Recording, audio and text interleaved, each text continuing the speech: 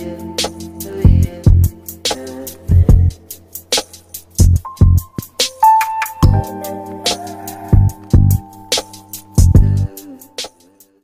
নাম মোহাম্মদ লাবিব হোসেন, আমার বাড়ি রাজধানী ঢাকা। বন্ধুরা, আমি আমার জীবনের গল্পটা শুরু করার শুরুতে আপনাদেরকে আমার পরিবারের বিষয়ে জানিয়ে রাখি। আমার পরিবারে আমি আছি, আমার বাবা আছে, আমার মা আছে, আর কেউ নেই। রাজধানী ঢাকার বুকে কোনো এক মধ্যবিত্ত এলাকায় এক বস্তির পাশে ভাড়াটিয়া বাসায় আমার জন্ম হয়। ছোটবেলা থেকে আমি পড়াশোনার প্রতি খুব বেশি মেধাবী ছিলাম। আমি খুব মনোযোগ দিয়ে পড়াশোনা করতাম এবং আমি ক্লাসে আমার আম্মা যেখানে আমাকে ভর্তি করায় ওখান থেকে আমার রোল নাম্বার সবসময় 1 ছিল।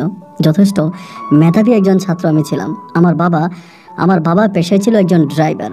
আমার বাবা একটা ঔষধ কোম্পানির গাড়ি চালাতো এবং আমার মা যথারীতি ছিল একজন গৃহিণী। কিন্তু আমার মা দেখতে মাশাআল্লাহ অনেক বেশি সুন্দরী ছিলেন। আমার বাবা আমার মাকে ভালোবেসে বিয়ে করে এবং বিয়ে করার পরে এখানে ঘর ভাড়া নিয়ে তারা থাকে। সত্যিকার অর্থে আমি ঠিক এই পর্যন্ত জানি না যে আমাদের গ্রামের বাড়ি কোথায়। গ্রামের বাড়ি নিয়ে কখনোই আব্বা আম্মা কথা বলতো না এবং আমার মনে সবসময় এই প্রশ্নটা জাগতো যে আমার গ্রাম কোথায়। মাঝে মাঝে চিন্তা করতাম যে গ্রামে যাব। শুধু শুনেছিলাম আমার বাবা বলতো ওনার বাড়ি নাকি বরিশাল জেলায়। এইটুকুনি আমি জানতে পারতাম। আমার মায়ের বাড়ি কোথাও ওইটাকে আমি জানি না এবং এই নিয়ে আমার জীবন কাটতে থাকে। এরকম করে সময়গুলো কাটতে কাটতে একটা পর্যায়ে আমার পরিবারের ভিতরে আমি যদিও মেধাবী ছিলাম, ঠিকমতো পড়াশোনা করতাম, কিন্তু একটা বিষয় আমি খুব খেয়াল করে দেখতাম যে সবসময় আমার আব্বা আম্মার মাঝে প্রচণ্ড রকমের ঝগড়া ঝাঁটি ঝামেলা লেগেই থাকে। মানে এরকম একটা অবস্থা যে ঠিক আমার ছোটোবেলার স্মৃতি যতটুকু মনে আছে আমি ঠিক ততটুকুই বলি। একটা রাতের বেলায় না আমি ঘুমোতে পারতাম না। প্রথমে আমি আমার আব্বা আম্মার সাথেই ঘুমাইতাম। তো রাতের বেলায় আমার আব্বা আমার আম্মার সাথে ঝগড়া করতো, আমার আম্মার গায়ে হাত তুলতো, এগুলো আমার চোখের সামনে হতো। তো এই জন্য আমার মা তখন করলো কি, আমাকে ডাইনিং রুমে ঘুমাইতে দিল। মা তখন আর আমাকে আমার আব্বার সাথে ঘুমাইতো না, মা তখন ওই রুমেই ঘুমাইতো। কারণ মায়েরও লজ্জা লাগতো। আমি তো তখন বড়ই হয়েছি, ধরেন আপনার ক্লাস 4-5 পড়ি, এরকম বয়সে। আমি ওরকম বয়স থেকে আমার মনে আছে আর কি। এর আগে তো মনে নেই। এর আগে শুধু এটুকুই মনে আছে যে তারা খুব ঝগড়াঝাটি করতো, এটাই মনে আছে। তো ওই সময়টাতে যাওয়ার পরে দেখতাম কি যে আমার মা মানে প্রতিটা রাতে কান্না করতো। আমার আব্বা খুব আমার মাকে প্রচুর মারতো। মায়ের শব্দ আমি পাশের রুম থেকে পেতাম। তো মনের ভিতরে অনেক কষ্ট লাগতো। একটা সময় কি মনে হতো জানেন, আমি যদি বড় হই, আমি যদি ঠিকমতো পড়াশোনা করতে পারি, আমি যদি একটা ভালো চাকরি পাই, তাহলে আমি আমার মাকে এই দোজক থেকে মুক্ত করে নিয়ে যাব। আমার মাকে আমি এই দোজক থেকে মুক্ত করে নিয়ে আমার মাকে নিয়ে আমি আলাদা থাকবো। আমার মাও সবসময় আমাকে এটা বলতো, তুই অনেক মেধাবী মাশাআল্লাহ, তুই যদি ঠিকমতো পড়াশোনা করতে পারিস তাহলে তোর বাপের ওই নির্যাতন থেকে একটা সময় আমি রক্ষা পাবো। একটা সময় ওই নির্যাতন থেকে আল্লাহ আমাকে রক্ষা করবে। তুই আমার সন্তান, তুই ঠিকমতো পড়াশোনা কর। তুই যদি ভালো রেজাল্ট করিস, পড়াশোনা করিস, তাহলে তুই একদিন মাকে এখান থেকে বের করে নিয়ে যাবে। এই স্বপ্নটাই বুকে লালন করে আমি পড়াশোনা করতেছিলাম। এমন করতে করতে আমি তখন ক্লাস 5 পড়ি। আমার সামনে হচ্ছে বৃত্তি পরীক্ষা। আমি বৃত্তি পরীক্ষা দিব, এই জন্য রাত জেগে পড়াশোনা করি। বৃত্তি পরীক্ষার প্রস্তুতি নিচ্ছিলাম যে ঠিকঠাক মতো পড়াশোনা করতেছি। তো একদিন রাতে ওই দিন প্রায় মধ্যরাতের দিকে আমার আব্বা বাসায় আসছে। তো আব্বা কিন্তু বেশিরভাগ সময় নেশা করে আসতো। আমার আম্মুর সাথে যে ঝগড়াটা লাগতো না, ঝগড়ার সবচেয়ে বড় কারণ ছিল আব্বুর নেশা। আব্বু যে টাকা ইনকাম করতো, অনেক বেশি টাকা কিন্তু আব্বা ইনকাম করতো। ওষুধ কোম্পানির ড্রাইভার ছিল, বিভিন্নভাবে বৈধ অবৈধভাবে অনেক টাকা আব্বা ইনকাম করতো। কিন্তু দেখা যায় আমার আব্বা তার বেশিরভাগ টাকায় ওই নেশার পিছনে ব্যয় করতো। কেন আব্বা নেশা করতো এইটা আম্মা মেনে নিতে পারতো না। আর মেনে নিতে পারতো না বলে আমার আম্মার সাথে আমার আব্বার প্রতিটা রাতের বেলায় যেন এক যুদ্ধ হতো। যাই হোক, ওই দিন রাতের বেলায় আমার আব্বা তখন ঘরে আসে এবং ঘরে আসার পরে আমি তখন দরজা খুলে দেই এবং খুলে দেওয়ার পরে আমি আমার বাবার গা থেকে অনেক খারাপ গন্ধ পেয়েছি, অনেক নেশার গন্ধ পেয়েছি। এবং গন্ধ পাওয়ার পরে আমি বুঝছি যে আমার আব্বা ভিতরে গেলে আমার আম্মার সাথে ঝগড়া করবে। আমি আব্বারে বললাম যে আব্বা, আপনি আজকে আমার সাথে শুয়ে যান, আমার সাথে শোন। এটা বলতে আব্বা খুব রেগে গেল, খুব খারাপ ভাষায় রেগে গেল এবং রেগে গিয়ে আমাকে 2-1টা গালি দিয়ে বসলো। গালি দিয়ে আমার আব্বা তখন ভিতরের রুমে দিয়ে গেল এবং ভিতরের রুমে যাওয়ার পর আব্বা দরজা আটকাই দিল এবং দরজাটা আটকানোর প্রায় 5 মিনিট পরেই প্রতিদিনের মতো আবার শুরু হয়ে গেল সেই মারামারি এবং মারামারি ঝগড়াঝাটি। বাট ওই দিনের মারামারিটা না ভাই একটু অন্যরকম ছিল, বাকি দিনের মতো না। ওই দিনে আমার মাকে একটু অন্যভাবে মনে হয় আমার আব্বা মারতেছিল। কারণ আমার মায়ের আর্তনাদ, কষ্ট, বাঁচাও বাঁচাও এরকম করে 2-3 বার আমার নাম ধরেও ডাকে যে লাবিব লাবিব, আমারে বাঁচা, আমারে মেরে ফেল, আমারে বাঁচা। কিন্তু মায়ের ওই আর্তনাদের শব্দ শুনতে পেলেও আমি দরজা ধাক্কাচ্ছিলাম দরজা খোলার জন্য, কিন্তু ভিতর থেকে দরজাটা লাগানো। আমার আব্বা দরজা খোলে না। বেশ কিছুক্ষণ পরে আমার আম্মা আর কোনো শব্দ করে না, মানে আম্মা আর কোনো কথা বলে না। আমি তখন দরজা ধাক্কাইতেছি, আব্বা তখন আর দরজা খোলে না। আমি তখন বললাম, ও আব্বা, আম্মা কথা বলে না কেন, দরজা খোলেন। এই বলাতে আব্বা তখন ভিতরে রুম থেকে আমাকে খুব খারাপ ভাষায় একটা গালি দেয়। এবং গালি দেওয়ার পর আমি মনে করছি আম্মা মনে হয় মাইকটা আর কি ঘুমিয়ে পড়ছে। এইটা মনে করে আমিও তখন ঘুমিয়ে গেছি, মানে আমিও তখন শুয়ে গেছি, আর ডাকাডাকি করলাম না। এবং শুয়ে যাওয়ার পরে আমার যখন ঘুম ভাঙলো তখন সকাল হয়ে গেছে। সকাল হয়ে যাওয়ার পর আমার ঘুম ভাঙছে, আমি আম্মাকে ডাকবো, আমার তো স্কুলে যাইতে হবে। তো আমার ওই ব্যাগ টোগ মানে বইপত্র সবই আব্বার রুমে, আমার রুমে কিছুই নেই। তো আমি তখন আমার আম্মার রুমের দিকে যাবো, এবং আম্মার রুমে যাওয়ার আগেই দেখলাম যে আম্মার রুমের দরজাটা না ভাই খোলা। মায়ের রুমের দরজাটা খোলা দেখে আমি অবাক হয়ে গেলাম, কি ব্যাপার, মা রাতের বেলায় কি দরজা লাগায় ঘুমায় নাই? আমার মনে হলো কি রে, আব্বাকে তো আমি বারবার বলছি দরজা খোলার জন্য, আব্বা তো দরজা খুললো না, দরজা তো লাগানো হয়েছিল। এবং আমি দরজাটা খোলা দিকে ভিতরে ঢুকলাম এবং ঢুকে দেখে আমার মা শুয়ে আছে, একদম কাঁথা গায়ে দিয়ে খুব সুন্দর করে শুয়ে আছে। আব্বু নাই। আব্বু যখন নাই, পরে আমি ডাকাডাকি করলাম বাথরুমের মানে ওয়াশরুমের দিকে গেলাম যে আব্বু ওখানে আছে কিনা। আব্বু তো সকালবেলা মানে গোসল করে বেরিয়ে যায় ড্রাইভিংয়ের জন্য। তো ওইখানে গিয়ে দেখি যে আব্বু ওয়াশরুমে নাই। এবং ওয়াশরুমে না থাকার পর আমি মারে ডাকতেছি, ও মা, মা গো, ও মা উঠো। অনেকবার ধরে ডাকতেছি, কিন্তু মা না উঠে না, কোনো শব্দ করে না। এবং যখন কোনো শব্দ করে না তখন আমি বাসা থেকে বের হইলাম। এবং বের হওয়ার পরে পাশের বাসার এক আমার পরিচিত এক মানে কাকি ছিল আর কি, মানে আমাদের পাশাপাশি বাসা। উনি আবার মাঝে মাঝে আমার আম্মুর সাথে একটা ভালো সম্পর্ক ছিল, মাঝে মাঝে উনি আসতো আমাদের ঘরে। উনি গিয়ে ডাক দিয়ে বললাম, কাকি, রাতে আমার আব্বা আম্মা মারামারি করছে যে আমার আব্বা কথা বলে না, আমার আম্মা কথা বলে না। এরপরে উনি আসছে আমার রুমে এবং আইসা উনি আম্মার কাছে গেল। এবং আম্মার কাছে গিয়ে উনি আম্মারে দুইটা ডাক দিয়ে উনি তখন কান্না করতে শুরু করলো। যখন কান্না করতে শুরু করলো আমি বললাম, কি ব্যাপার কাকি, কান্না করতেছেন কেন? উনি বলে, তোর মা মারা গেছে, তোর মা মারা গেছে। এটা বলাতে আমি তখন মানে আমার মা মারা গেছে, মানে মারা যায় জিনিসটা বুঝি ভাই, ছোট মানুষ তো। এটা মারা গেলে যে একটা মানুষ সারা জীবনের জন্য ছেড়ে চলে যায় এটা বুঝি না। তো মারা গেছে কথাটা শুনে এবং তিনি আমার ওই কাকি তখন ঘর থেকে বেরোলো এবং বের হয়ে বাড়িওয়ালাকে ডাকলো। বাড়িওয়ালি বা তখন আশেপাশের রুমের যারা ছিল তারা তখন সবাই দৌড়ে আসলো এবং এসে দেখলো খাটের উপরে আমার মায়ের মরা ওই নিথর দেহটা পড়ে আছে। সবাই তখন কান্নাকাটি করতেছিল এবং একটা পর্যায়ে পুলিশে কল করা হলো। তখন পুলিশ আসছে, এসে পুলিশ লাশ নিয়ে যাবে। আমাকে জিজ্ঞেস করলো, তোমার আব্বার কোনো ঠিকানা তুমি জানো? আমি বললাম যে না। পরে আমার স্কুলের আইডি কার্ড নিল, আমার স্কুলের অ্যাড্রেস নিল এবং নেওয়ার পর আমারে বললো যে কি হয়েছিল। আমি তখন বললাম যে এই ঘটনা, ওই রাতে ঘটে যাওয়া পুরোটা ঘটনা আমি তখন ওই পুলিশের কাছে আপনার বললাম। এবং বলার পরে পুলিশ তখন এইগুলা লিপিবদ্ধ করলো, তারা লিখলো এবং লিখে আমারে বলে, তুমি নাম লিখতে পারো? আমি বললাম পারি। বলে এখানে নাম লেখো। পরে আমি ওই জায়গার ভিতরে নাম লিখে দিয়েছি এবং লেখা দেওয়ার পরে আমার মাকে তখন নিয়ে যাচ্ছে। আমি তখন বলি, আমার মারে কোথায় নিয়ে যায়, মানে কোথায় নিয়ে যাচ্ছেন? পুলিশ তখন বলে, তোমার আম্মাকে হসপিটালে নিয়ে যাচ্ছি। তো এইটুকু আমার মনে আছে। এবং আমাকে তখন পুলিশ সাথে করে থানাতে নিয়ে যায়, আমাকে থানাতে নিয়ে যায় এবং আমার ওই আম্মার দেহ হসপিটালে নিয়ে যায়। সারাটা দিন আমি থানার মধ্যে ছিলাম। থানায় অনেক মহিলা পুলিশ আছে, ওরা আমাকে এটা ওইটা খাওয়াইতেছে, ওদের সাথে খাচ্ছি, ওখানে বসে আছি। এরকম করতে করতে বিকেলবেলা ওরা মানে বিকেল বলতে আপনার প্রায় মাগরিবের সময় আমারে বলতেছে যে, আমরা বলে, লাবিব হোসেন, তুমি কি তোমার আম্মার গ্রামের বাড়িতে যাবা? আমরা এটা বলে। তাই আমি বললাম, আমি তো আমার আম্মার গ্রামের বাড়ি চিনি না, এর মাঝে আরেকটা পুলিশ তখন হঠাৎ করে কি যেন ওনাকে বললো, মানে যতটুকুন বললো আমার মানে এটুকুন আমার মনে আছে যে এরকম বললো যে ছেলেরে দিলে তার বাবারে ধরা যাবে না, এরকম একটা কথা বলছে। হ্যাঁ, এটা বলার পরে পুলিশ তখন আর আমাকে আমার ওই আম্মার বাপের বাড়িতে মানে আমার নানুর বাড়িতে আমার আর পাঠাইলো না, আমার মায়ের লাস্টটায় পাঠাই দিল আমার নানা নানির কাছে বা যারা আসছে তাদের কাছে। কিন্তু কারা আসছে ওটা কিন্তু আমি জানি না কারা আসছে, শুধু এটুকুই জানতে পারি পুলিশ আমাকে বলে আমার আম্মার লাশ নেওয়ার জন্য আসছে। পরে আমার আম্মা লাশ নিয়ে গেল, রাত পর্যন্ত আমি ওখানে ছিলাম। মধ্যরাতের পরে আমাকে তখন তারা করলো কি, ওই ইয়েতে পাঠাইছে, আপনার বাড়িওয়ালার ঘরে পাঠাই দিছে।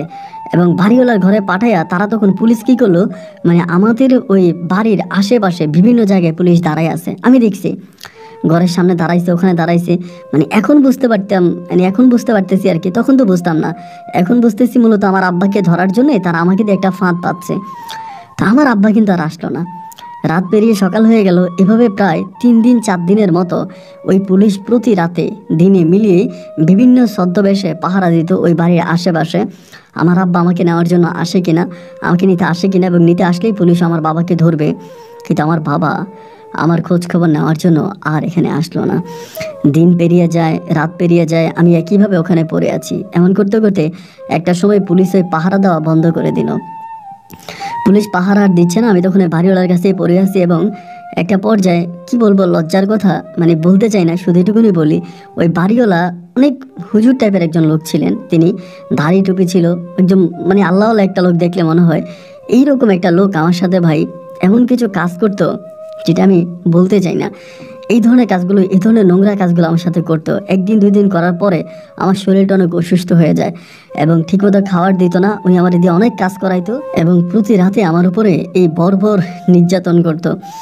একটা পর্যায়ে সহ্য করতে না পেরে আমি তখন চিন্তা করলাম যে আমি এই বাসা থেকে চলে যাব, আমি এই বাসায় আর থাকবো না। একদিন হলো কি, আমি রাতের বেলায় আপনার 8টা সাড়ে 8টার দিকে আমি তখন ওই বাসা থেকে বেরিয়ে যাই। ক্লাস 5-এ পড়া একটা ছাত্র আমি। ক্লাস 5-এ পড়ে শুধু আমার পড়াশোনা বন্ধ হয়ে যায়, পড়াশোনা টোটালি বন্ধ। আমি ওই বাসা থেকে পালিয়ে চলে যাই এবং বাসা থেকে পালিয়ে আমার এক বন্ধু আছে, নাম হচ্ছে ফারভেজ। আমরা একসাথেই পড়াশোনা করতাম, একই ক্লাসে পড়তাম। ফারভেজের বাসাটা আমি চিনতে পারি, ওর বাসাটা আমি চিনি। তো ওর বাসা আমি এর আগেও বেশ কয়েকবার গিয়েছিলাম। ওর মা আছে আপনার ফারুল আন্টি, ওর মা আমাকে আবার অনেক আদর করতো, মানে অনেক আদর করতো। যখন ওনার বাসায় যেতাম আমাকে খাবার দাবার খাওয়াইতো, আদর করতো। এবং একটা পর্যায়ে আমি তখন ওই রাতের বেলায় আমার ওই বন্ধু ফারভেজের বাসায় চলে যাই এবং বাসায় গেলে পরে ফারভেজের দরজা নক করলে ফারভেজ দরজা খুলে। ও তো আমাকে দেখে বলে, কিরে তুই এতদিন পরে, তোর কি হয়েছে? এমনি স্কুলে জানাজানি হয়েছে, আমার আম্মা মারা গেছে, স্কুলে নাকি এটা জানাজানি হয়েছে। এবং আমার বলে, শুনছি তোর আম্মু মারা গেছে, তা তুই এত রাতের বেলায়? আমি তখন কান্না করতেছি, ঘরের দরজায় দাঁড়িয়ে কান্না করতেছি। ও আমার বলে, আয় আয় ভিতরে আয়। আমি বললাম না, ভিতরে যাব না। বলে, আরে আয় ভিতরে আয়। এবার ওর মা আসছে, ওর মা আইসা আমাকে হাত ধরে টান দিয়ে ভিতরে নিয়ে গেছে এবং ভিতরে নিয়ে যাওয়ার পরে আমাকে সোফাতে বসাইছে। বসে ওর আম্মা আমাকে জিজ্ঞেস করতেছে, লাবিব কি হয়েছে তোমার? ওর মা তো আমাকে খুব ভালো করেই চিনতো। আমি তখন কিছু বলি না, বলে কি হয়েছে তোমার বলো তো? আমি বলে, আন্টি বললে কি আপনি আমাকে পুলিশে দিয়ে দিবেন? মানে আমি মনে করতাম যে আমার মতো পুলিশে দিয়ে দিবে। কেন বলতাম জানেন? ওই বাড়িওয়ালার বাসায় যখন কাজ করতাম না, কাজ করার সময় উনি আমাকে প্রচুর কাজ করাইতো। তা আমি কাজ করতাম এবং উনি আমার সাথে যখন খারাপ কিছু করার চেষ্টা করতো, তা আমারে বলতো যে তুই যদি বলে দেস কাউরে, আমি কিন্তু তোর পুলিশে দিয়ে দিব। এটা বলতো যে আমি কিন্তু তোর মানে তোর পুলিশে ধরাই দিব যদি তুই কিছু বলিস। তা আমি এই জন্য কারো কাছে বলতাম না, কারো কাছে বললেও ভয় পাইতাম যে পুলিশে বলে দেয় কিনা। পরে আমি ওনারে বলি যে আমি যদি আপনার কাছে বলি আপনি পুলিশে বলে দিবেন? বলে, না আমি পুলিশকে বলবো না, তুমি বলো। এরপর আমি ইনিয়ে বিনিয়ে যা যা হয়েছিল সব কিছু ওনার কাছে কান্না করতে করতে বলি এবং কান্না করতে বলার পর একটা পর্যায়ে মানুষটা আমাকে মমতাময়ী মায়ের মতো আমাকে বুকে জড়াইয়া ধরে তিনি নিজেও কান্না করে দেয়। কান্না করে বলে, লাবিব তোমার মা মারা যায় নাই, এই যে আমি তোমার মা। আজকে তুমি আমাদের বাসায় থাকবা, তুমি আজকে থেকে ফারভেজের সাথে থাকবা। ফারভেজের সাথে তুমি যে স্কুলে যাইতা ওই স্কুলে যাবা, এখানেই তুমি থাকবা। তো আমি বললাম যে না, আমি আর পড়াশোনা করবো না, আমি কাজ করব। আমি কাজ করব, আমার মায়ের আমি খুঁজে বের করব। আমি তখনও জানি না যে মা মাটি হয়ে গেছে, মা আর কখনো ফিরে আসবে না। পরে আমার বলে, তা আমি তো তোমার মা, তুমি আমার সাথে থাকবা। এই করেই না আমার একটা নতুন জীবন শুরু হয় ভাই। এরপরে বন্ধু ফারভেজের বাসায় আমি তখন থাকতে শুরু করি এবং পুনরায় আমি আবারও বৃত্তি পরীক্ষা দেওয়ার প্রস্তুতি নেই এবং একটা পর্যায়ে আমি বৃত্তি পরীক্ষা দিই। ফারভেজ বৃত্তি পায় না, কিন্তু আমি বৃত্তি পাই। ক্লাস 5-এ বৃত্তি পাই এবং এরই মাঝে আমার ওই স্কুলে অনেক দিন পুলিশ আসছিল এবং পুলিশ এসে এই ওনার সাথে কথা বলতো, মানে আমার ওই আন্টির সাথে, পারুল আন্টির সাথে কথা বলতো। যদি আমি ওনাকে মা ডাকতাম, উনি আমাকে বললো তুমি আমাকে মা ডাকো। পরে আমি ওনাকে মা ডাকতাম। তো ওনার সাথে পুলিশে এসে কথা বলছে যে আমার আব্বার বিষয়ে কথা বলতো, এটা ওইটা কথা বলতো। পুলিশ ওনার সাথে অনেক কথাবার্তা বলতো। মাঝে মাঝে পুলিশ আসতো এবং পুলিশ এসে কথা বলতো। আমি এই কথাবার্তা শুনতাম না খুব একটাও, মাঝে মাঝে শুনতামও। এরকম করে ক্লাস 5-এর বৃত্তি পাই এবং আমি ক্লাস 6-এ ভর্তি হই। ক্লাস 6-এ যখন ভর্তি হই, ক্লাস 6-এর প্রথম সাময়িক পরীক্ষা দেওয়ার পরে একটা ঘটনা ঘটে। প্রথম সাময়িক পরীক্ষাটা দেওয়ার পরে হঠাৎ করে মানে আন্টি, পারুল আন্টি খুব কান্নাকাটি করে, প্রচণ্ড কান্নাকাটি করে। মানে কেমন যেন একটু অন্যরকম হয়ে যায়, আগে যেরকমটা ছিল এরকমটা না, একটু অন্যরকম হয়ে যায়, একটু কান্নাকাটি করে। মানে কেমন যেন ওনার ভিতরে একটা ভয়ভীতি কাজ করে। তখন আমরা ক্লাস 6-এ পড়ি।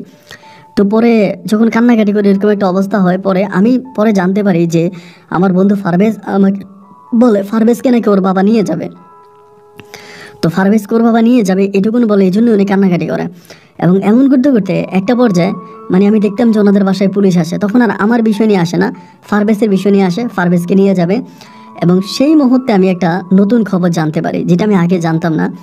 আমি জানতে পারি এই ফারভেজের মা ফারুল আন্টি, উনি মূলত হচ্ছে উনি একজন লোককে বিয়ে করে, সেই লোকটা ইউরোপের কোনো একটা দেশে থাকতো এবং ইউরোপের কোনো একটা দেশে থাকার পরে ওই লোকটা তখন কি করে, মানে ওনাকে বিয়ে করে ইউরোপে চলে যায়, বা মিডল ইস্টে কোনো দেশ থেকে মেবি ইউরোপে যায়, এবং ইউরোপে যাওয়ার পরে এই লোকটা আর দেশে আসে না।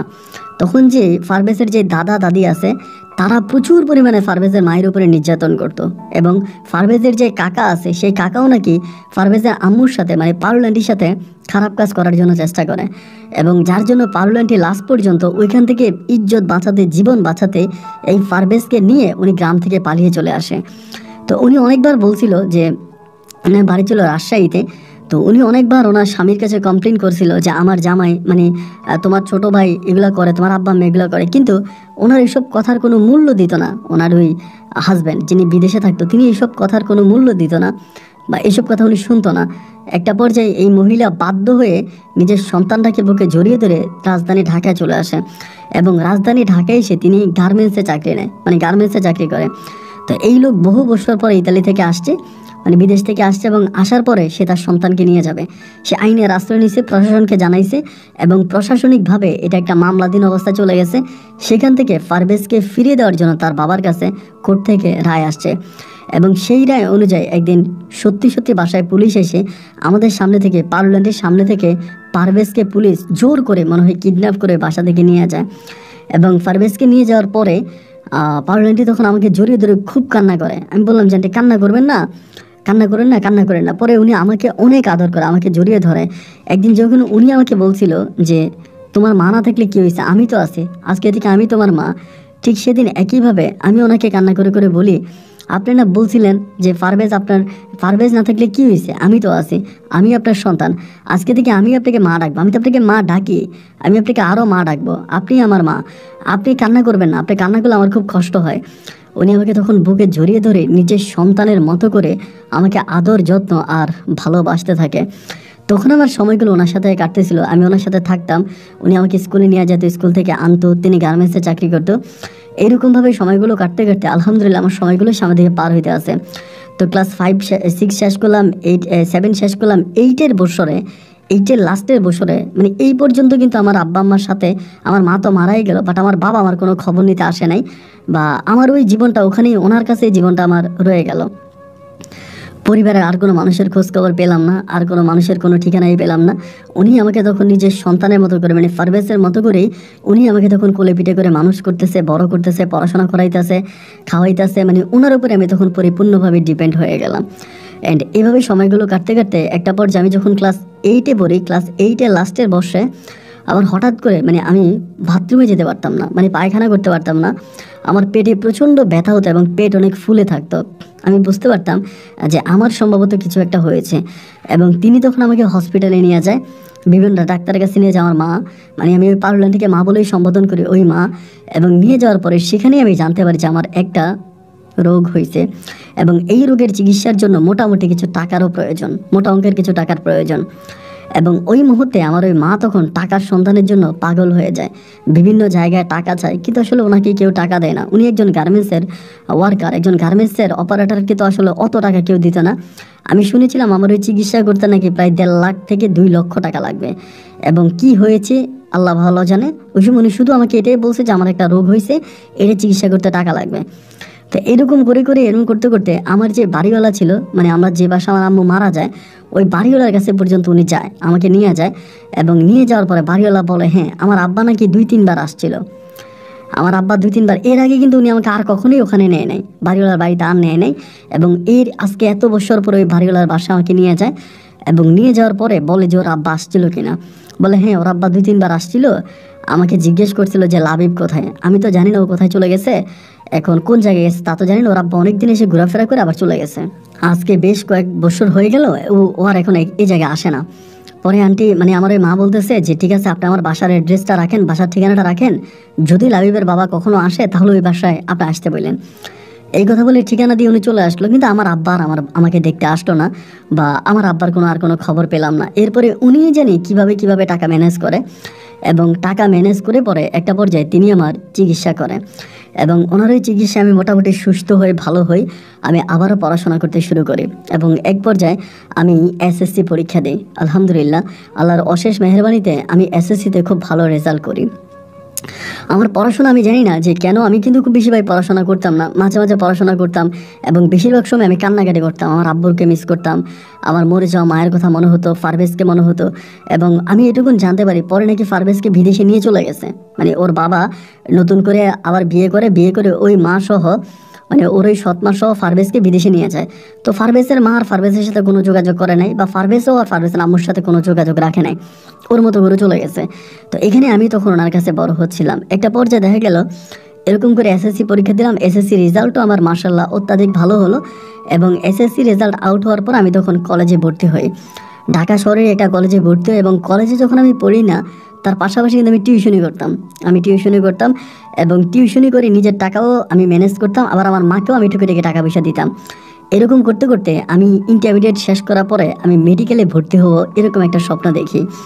তো আমার যেহেতু মেধা শক্তি মোটামুটি ভালো ছিল, আমি মেডিকেলে ভর্তি পরীক্ষা দিলে পরে আমি একটা ভালো মেডিকেলে, একটা সরকারি মেডিকেলে আমি তখন ভর্তি হওয়ার সুযোগ পাই। একটা সরকারি মেডিকেলে আমি ভর্তি পরীক্ষা দিই এবং আমি সেখানে উত্তীর্ণ হই। তো সরকারি মেডিকেল হলে পরেও না, মেডিকেলে পড়তে মোটামুটি টাকা পয়সার প্রয়োজন হয়, হোক সেটা সরকারি আর হোক সেটা বেসরকারি। তো এখনও ওই মেডিকেলে পড়াশোনা করতে হলে অনেক বেশি টাকা লাগবে।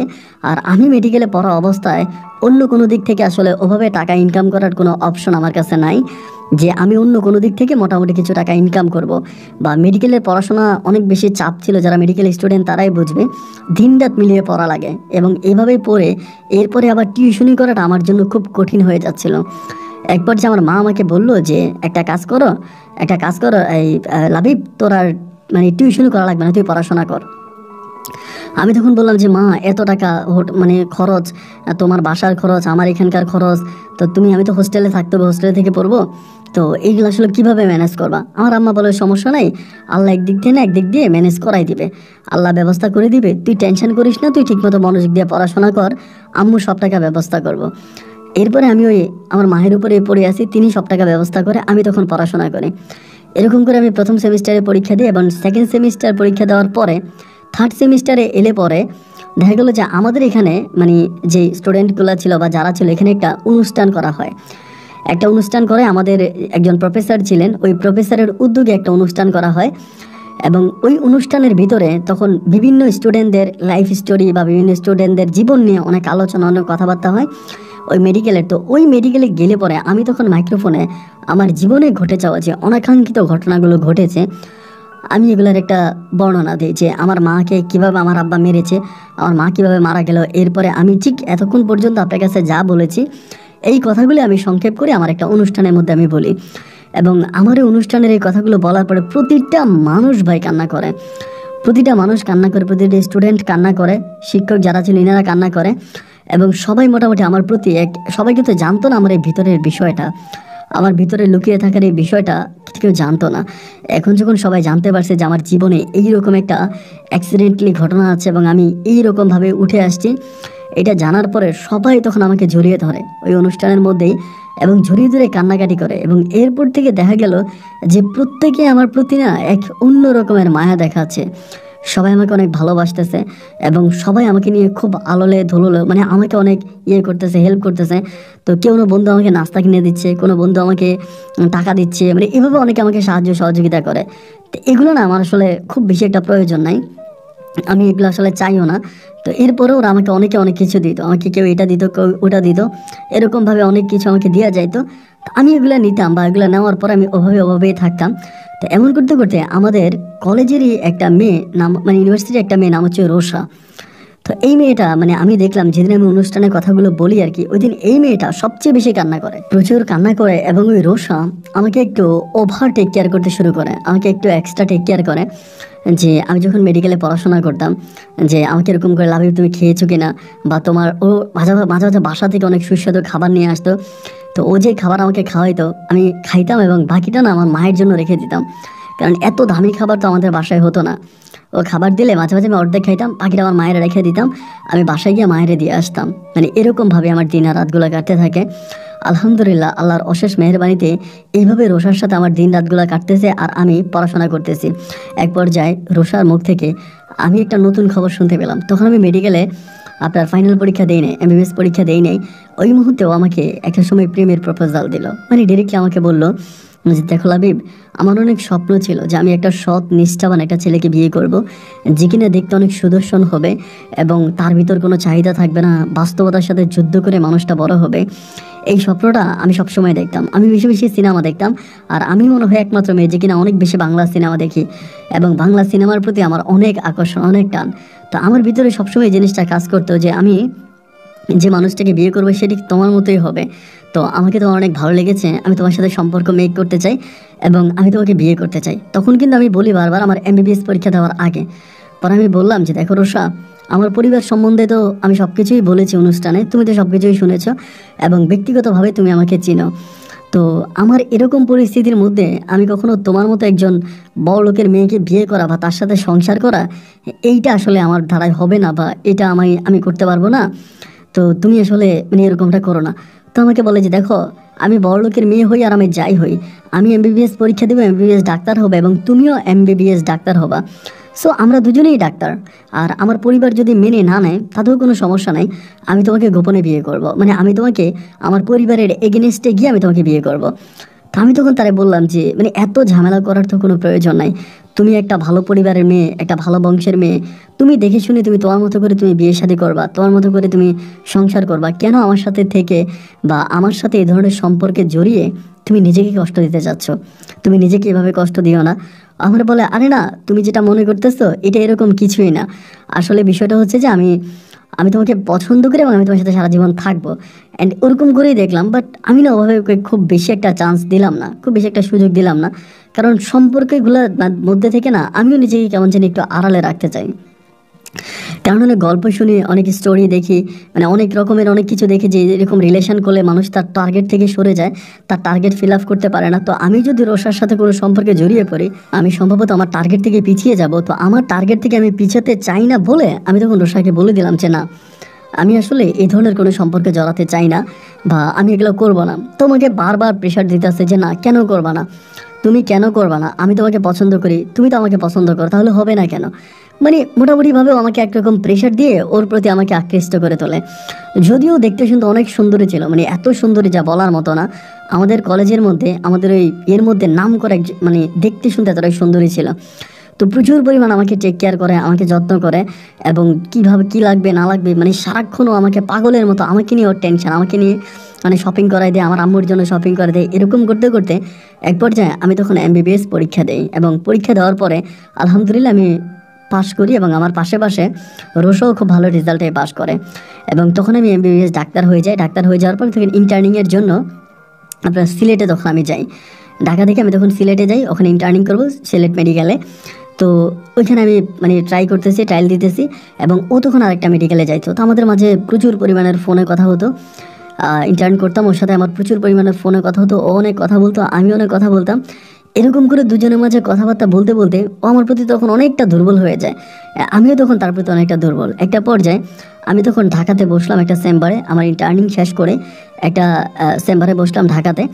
তো ঢাকাতে বসি তখন তো প্রায় নতুন ডাক্তার, ওভাবে রুগী পাওয়া যায় না এবং যেসব মেডিকেলে বসি ওইসব মেডিকেলের যারা অনার আছে বা মেডিকেলের যারা মালিক তাদেরকে অনেক টাকা পয়সা দিতে হয়, আর মানে ভিজিটটাও খুব বেশি একটা নিতে পারি না, মোটামুটি কোনোভাবে চলতেছে। এর মাঝে কিন্তু আমার মাও আমার সাথে আছে, মা আমি এমবিবিএস পাশ করেছি, মা এত খুশি হয় এটা আসলে বলার মতো না, মা অত্যাধিক খুশি হয়। তখন পর্যন্ত মা টুকিটাকি কাজ টাজ করতো ওই আগের মতো, আমি মাকে অতটা কাজ করতে দিতাম না, আর উনি এরপরও যা যা পারতো তা করতো। অ্যান্ড এরকম করতে করতে একটা পর্যায়ে যেটা হলো যে রোশা আমাকে বললো যে মানে পারিবারিকভাবে আমার পরিবারেও বিয়ের প্রস্তাবটা পাঠানোর জন্য। একদিন ও আর আমি একটা মিটিংয়ে বসলাম যে কিভাবে কি করা যায় বা এবং কিভাবে এই সম্পর্কটা সামনের দিকে নিয়ে যাওয়া যায় বা বিয়ে শাদীর বিষয় নিয়ে কথা বললাম। এবং বিয়ে শাদীর বিষয় নিয়ে কথা বলতে বলতে ধরুন আমি যখন মেডিকেলে পড়তাম না, মেডিকেলে পড়া অবস্থায় রোশা আমার প্রতি যেরকম একটা আকর্ষণ ছিল, একটা টান ছিল, পরিবারের এগেনস্টে গিয়ে আমাকে বিয়ে করবে এরকম অনেক কথাবার্তা আমাকে বলতো যে আমার পরিবারের বাইরে গিয়ে আমি তোমাকে বিয়ে করব, আমি তোমার সাথে সংসার করব। বাট এখন জানি ও হঠাৎ করে একটু কেমন হয়ে গেছে, মানে কেমন জানি একটু অন্যরকম হয়ে গেছে। তো এখন কি অন্য কারোর সাথে সম্পর্কে জড়াইছে, নাকি যেখানে যে মেডিকেলে ও ট্রায়াল দিছিল না ওই মেডিকেলে কিছু করছে, মানে আমি তো মানে বুঝতে পারতেছিলাম না। তখন কিন্তু আমি তার প্রতি অনেকটা দুর্বল হয়ে গেছি, মানে অনেক বেশি দুর্বল। অ্যান্ড ও জানি বিয়ের বিষয়টা নিয়ে কেমন করে একটু একটু অন্যরকম কথাবার্তা বলতেছে। যাই হোক, এরকম করে ও খালি একটা কথাই বলে, ওই বিয়ের বিষয় নিয়ে কথা বলতে গেলে ও একটা কথাই বলে, আসলে আমার আব্বু না, তোমার ফ্যামিলি যে ব্যাকগ্রাউন্ডটা, আমি না হয় অনেক ইমোশনাল, আমি হয়তো ইমোশনালের দিক থেকে তোমাকে ভালোবেসে ফেলেছি বা তোমাকে বিয়ে করতে চাচ্ছি, স্টিল না এখনও সম্পর্কে আছি, কিন্তু আমার পরিবার না এই বিষয়টা খুব স্বাভাবিকভাবে নেবে না। লাইক আমার আব্বা বলবে যে আমি এরকম একটা ছেলেকে বিয়ে করতে যাচ্ছি, বা তোমার সম্বন্ধে যখন ডিটেলস সব কিছু জানতে পারবে, কিন্তু আমার আব্বা না খুব মাইন্ড করবে, এবং আমার কাছে মনে হয় না যে আব্বু তোমাকে আমার কাছে বিয়ে দেবে। তো আমি তখন বললাম যে ঠিক আছে, তোমার আব্বা না হয় তোমাকে আমার কাছে বিয়ে দিল না, তুমি তো বললা যে তুমি তোমার আব্বার এগেনস্টে গিয়ে, তুমি তোমার ফ্যামিলির এগেনস্টে গিয়ে আমাকে বিয়ে করবা, এরকমভাবেই তো আমাদের কথাবার্তা হয়েছিল, কথাবার্তা তো এরকমই ছিল। তো ও তখন আমাকে বলতেছে হ্যাঁ তোমার কথা ঠিক আছে, আমি তোমার কথা মানছি, এবং ওভাবেই কিন্তু আমাদের বিয়ে করার কথা আছে। কিন্তু সত্যি কথা বলতে কি জানো, তুমি তো জানো আমার আব্বা রাজনীতি করে, এবং আমাদের এলাকাতে আমার আব্বা একজন বড় মাপের রাজনীতি নেতা। তো আমি যদি তোমাকে ওভাবে বিয়ে করি বা পালিয়ে গিয়ে বিয়ে করি, তাহলে না আমার আব্বুর হাত থেকে তুমিও রক্ষা পাবা না, আমিও রক্ষা পাবো না। আমার আব্বুর আন্ডারে থানা, পুলিশ, প্রশাসন সব আমার আব্বুর আন্ডারে। এখন আমার আব্বু চাইলে যে কোনোভাবে তোমাকে যে কোনোভাবে একটা ফাঁসাই দিতে পারবে। আর তুমি তো ভালো করেই জানো, তুমি জাস্ট MBBS করেছো, তুমি একজন ডাক্তার, ওইটুকুই তোমার পরিচয়। এছাড়া তোমার ব্যাকগ্রাউন্ডে কিন্তু কেউ নাই যে তুমি একটা বিপদে পড়লে তোমাকে ওই বিপদ থেকে রক্ষা করে আনবে বা তোমাকে ওই বিপদ থেকে উদ্ধার করবে, এরকম কোনো লোক কিন্তু তোমার ব্যাকগ্রাউন্ডে নাই। তাই আমি বললাম এটা তো তুমি জানো, এবং এটা জেনে শুনেই তো তুমি আমার সাথে সম্পর্কে জড়িয়েছো। ও বলে আমি সব কিছুই জানি, আর জেনে শুনেই তো আমি সম্পর্ক করছি, আমি তো অস্বীকার করলাম না। কিন্তু এখন বিষয় হচ্ছে, এইভাবে যদি সম্পর্কটাকে আমি সামনের দিকে নিয়ে যাই, তাহলে আসলে কি জানো, আমি তোমার সাথে সারা জীবন থাকতে পারবো না। আমরা এমন কোনো একটা প্রসেস বের করব, এমন কোনো একটা পথ বের করব, এবং যেই পথটা অবলম্বন করলে পরে আমি সহজেই তোমাকে পেয়ে যাব, এবং আমার ফ্যামিলির কোনো ঝামেলা থাকবে না। আমি তখন তারে বললাম যে রোষা দেখো, ভালোবাসার মানুষটাকে জয় করতে হলে মাঝে মাঝে ফ্যামিলির মনে কষ্ট দিতে হয়। তুমি তোমার ফ্যামিলির মনে কষ্ট না দিয়ে তুমি আমাকে এত সহজে পেয়ে যাবা, বা আমরা এত সহজে সংসার করে ফেলবো, বিষয়টা সব আমার কাছে কেমন জানি মনে হয়। ও আমাকে বলে যারে না, এটা কোনো বিষয় না, এটা ঠিক হয়ে যাবে, প্লিজ তুমি এরকমটা করো না, আমি আমি যা করে তুমি আমার মতো করেই করো। এরকম করে ওর সেদিন চলে গেল। আমরা প্রায় 2 ঘন্টার মতো একটা রেস্টুরেন্টে বসে বিষয় নিয়ে আলোচনা করি। ও চলে গেল, এবং চলে যাওয়ার পরে মানে অনেক কিছুদিন পরে, তার প্রায় আপনার মাঝে মাঝে তার সাথে আমার কথা হতো, সবসময় কথা হতো একরকম। এবং একটা পর্যায়ে আমাকে হঠাৎ করে একদিন বললো যে লাভিব একটা কাজ করো, তুমি আমাদের একটা জায়গায় আসো, মানে আমাকে একটা জায়গায় যাইতে বললো। তো আমি তখন আমার চেম্বার শেষ করে ওই জায়গায় গেলাম। তো ওখানে যাওয়ার পর তখন আমাকে বললো যে লাভিব, আমার মাথায় একটা দারুণ আইডিয়া আসছিল, আমি তোকে একটা বাসায় নিয়ে যাবো, চলো। তো এই কথা বলে আমি তখন বললাম যে একটা বাসায় যাব, কার বাসায় যাব, কোথায় যাব, এটা আমাকে বলবো না? ও বলে যে বাসায় নিয়ে যাব ওই বাসার যে একজন বয়স্ক পুরুষ আছে এবং একজন মহিলা আছে, এবং ওই পুরুষ মহিলা আমাকে মেয়ে ডাকছে, আমি ওনাদেরকে মা বাবা ডাকছি, এবং এনাদের সাথে আমার অনেক ভালো একটা সম্পর্ক। আমি বললাম তো মানে ভালো সম্পর্ক হলে তাহলে আমাকে কেন নিয়ে যাচ্ছ? ও আমাকে বলে তোমাকে যেতে যেতে বলবো, চলো লেট হয়ে যায়, এই বলে একটা সিএনজি ডাক দিল, এবং ওর আমি তখন সিএনজিতে উঠলাম। ওঠার পরে সিএনজির মধ্যে আমাকে এমন কিছু কথা বললো ভাই, শুনলে আপনি অবাক হয়ে যাবেন। আমাকে বলে আমি আমার ওই বাবা মায়ের সাথে কথা বলেছি, তাদের বাড়ি হচ্ছে রংপুরে, এবং তাদের ঢাকাতে নিজেদের বাড়ি আছে, আমি তাদের সন্তান পরিচয় দিয়ে আমি তোমাকে বিয়ে করে আনবো, আমার আব্বুকে দিয়ে তাদের বাসায় বিয়ের প্রস্তাব পাঠাবো, এবং তাদের ঘরের সন্তান তুমি হবা, এবং ওই হিসেবে আমি তোমাকে বিয়ে করব। আমি বললাম আরে এটা তুমি কি ধরনের কথা বলো, মানে এটা কোনো কথা? সন্তানের সাথে বাবা মায়ের চেহারার তো একটা মিল থাকে, তাই না? তো এখন ওনাদের সাথে আমার চেহারার মিল থাকবে না। ও বলে এই আইডিয়াটা আমার মাথায় আছে, বুঝো নাই? আমি ওভাবেই বলবো যে ছোটোবেলায় তো তাদের কোনো সন্তানাদি হয় নাই, এবং না হওয়ার পরে তোমার বাইরে থেকে আনছে, মানে তোমাকে ছোটোবেলায় নিয়ে আসছে, আইনে তোমার পাইলে টাইলে বড় করছে, এরকমভাবে আমি মানে আমি এটা এরকম করে বলবো, তুমি চিন্তা করো না। আমি বললাম দেখো লাবিবা, রোষা, এটা আসলে মানে ভালো হবে না, আমার কাছে মনে হয় আমরা একটা বিপদে পড়ে যাব। পরে আমাকে বলে আমরা কোনো বিপদে পড়বো না, তুমি আমার উপরে ভরসা রাখো, এবং তুমি আমার উপরে থাকো, দেখবা সব কিছু ঠিক হয়ে যাবে। এরকম করে আমাকে তখন ওই বাসার মধ্যে নিয়ে গেল, এবং বাসায় নিয়ে যাওয়ার পরে আমি খুব অবাক হয়ে গেলাম, এবং ইনারাও আমাকে আর রোষাকে দেখে মনে হয় পাগল হয়ে গেছে। ওই বয়স্ক লোকটা এবং ওই বয়স্ক মহিলা আমাদেরকে প্রচুর পরিমাণের আদর আপ্যায়ন, খাওয়া দাওয়া, মানে খুবভাবে আমাদেরকে টেক কেয়ার করতে শুরু করে। ওনাদের বাড়ি অনেক দূরে, মানে রোষাদের বাসা থেকে অনেক দূরে, রোষাদের বাসা ছিল মেন সিটিতে, ওনাদের বাড়ি মেন সিটির অনেক দূরে, এক কথায় বলতে গেলে প্রায় গাজীপুরের কাছাকাছি ওইদিকে। পরে এইরকম করে আমাকে অনেক খাওয়া দাওয়া করাইলো, মানে প্রচুর পরিমাণের ওনাদের আদর আপ্যায়ন। পরে খাওয়া দাওয়া শেষ করে পরে আমরা তখন বিকেলের দিকে বসলাম, রুমের মধ্যে বসলাম। বসার পরে রোষা ওনাদেরকে বলতেছে যে আম্মু, মানে মহিলাটাকে বলছে আম্মু আমি তো তোমাকে সব কিছু ফোনে বলছি, আর তুমি কি আব্বুকে সব জানাইছো? বলে হ্যাঁ আমি তোমার আব্বুকে সব কিছু বলছি। বলে তোমরা ঠিক আছো তো? বলে হ্যাঁ আমরা ঠিক আছি। তো বলে আজকে থেকে এই আলাবিব এখানে থাকবে। এখানে থাকবে বলাতে আমি তখন একটু মানে অবাক হয়ে গেলাম যে কী বলে এখানে থাকবো। পরে আমি বললাম আমি না তোমার কথা বুঝি না, আমি এখানে কেন থাকবো, আমার মা মানে একা থাকে বাসায়, আমি তো আমার মার সাথে থাকবো। বলে না, কয়েকটা দিনের জন্য তোমার এখানে থাকতে হবে।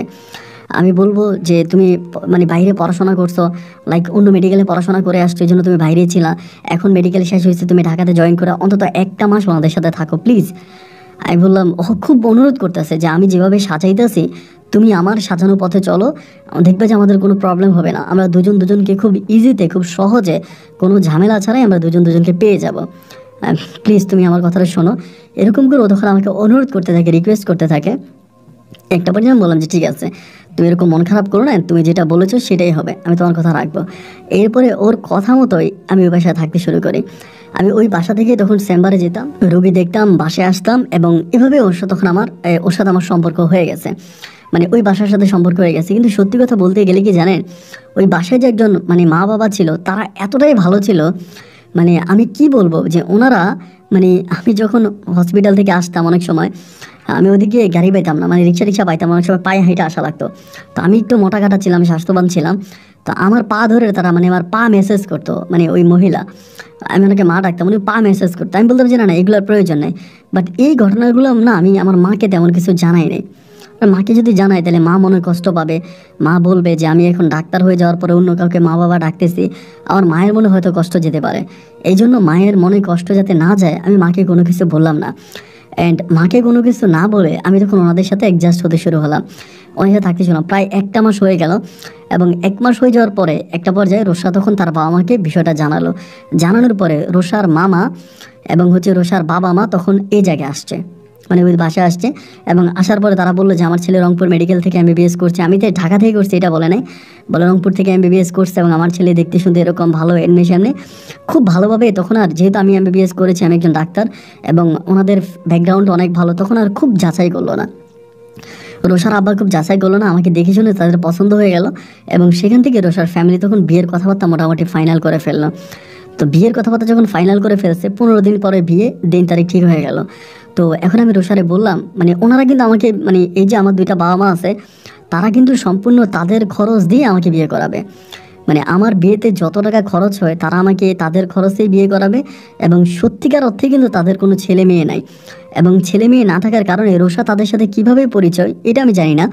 এবং রোষাকে তারা মেয়ে ডাকছে, এবং রোষাকে তারা মেয়ের মতো করেই দেখে, রোষাকে অনেক গিফট করে, অনেক এইটা ওইটাতে, মানে রোষার সাথে তাদের অনেক বন্ধুর সম্পর্ক। সেখান থেকে তারা আমাকে সত্যি তাদের সন্তানে বানায় নিছে, তারা আমাকে তাদের সন্তানে বানায় নিছে। এবং তারা এরকম করেও বলতেছে যে তাদের মৃত্যুর পরে তাদের যেই প্রপার্টি আছে ওই প্রপার্টিগুলো তারা আমাকে দিয়ে যাবে। ডিরেক্টলি বলে যে আমার যে সয় সম্পত্তি আছে আমরা মৃত্যুর পরে এগুলো তোমাকে দিয়ে যাব। মানে এত পরিমাণের ভালোবাসতো আমাকে, যেটা আসলে বলার মতো না, এত পরিমাণের ভালোবাসতো।